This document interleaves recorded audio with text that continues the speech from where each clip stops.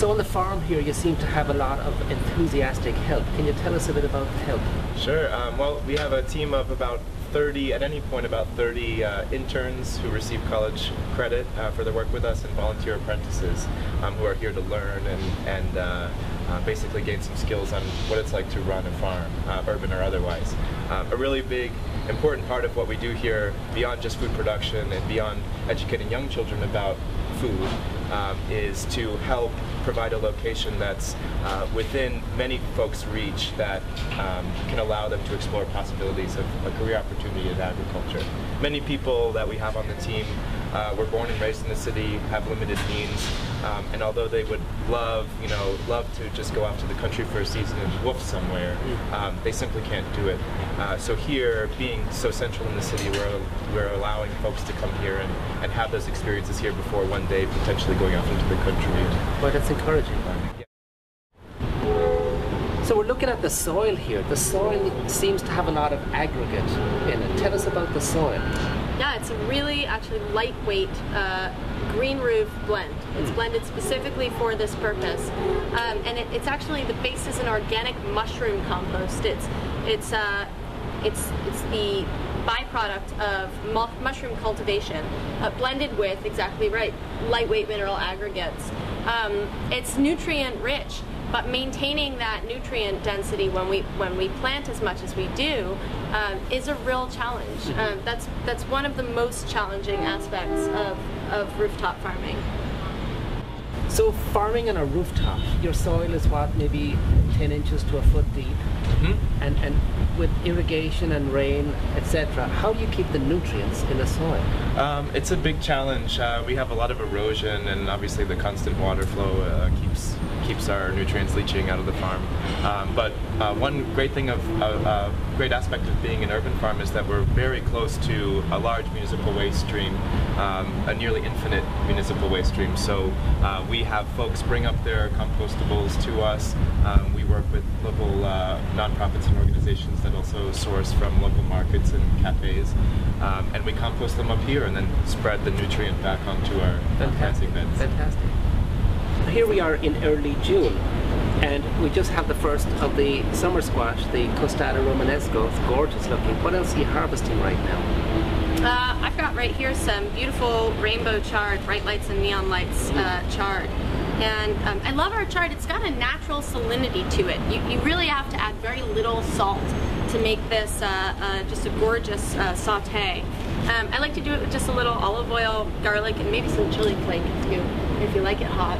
And it's really just it's a really beautiful, simple green for dinner. Gorgeous. What else you got there, Michael? I've got some lovely strawberries, a couple different varieties, and I don't cook these, I just eat them. Right. So we almost have a starter, a main course, and a dessert. All in one. So we got some amazing kales that you're harvesting right now, and these would be super in a stir fry. Sure. What else you got over there? For our CSA members, Michael had the brilliant idea to do mixed bunches of herbs instead of a whole bunch of sage or a whole bunch of mint. We do a little bit of everything. So here we've got some thyme, sage, and mint. And, really you can even buzz this up even with a little green garlic and olive oil in your food processor and have a beautiful fresh salsa verde to dress even any vegetables that you might like. Boy, I'm ready for lunch. I am too. Something like this green garlic would be really nice. It's a little bit old, but you can still use some of the leaves. You can actually remove the cloves and use it like you would normal storage garlic. Or if it's a bit younger, or you find a tender one, you can actually saute it almost like a ram, and that's really, really lovely. And you don't need to add garlic because it is garlic. It is garlic, right.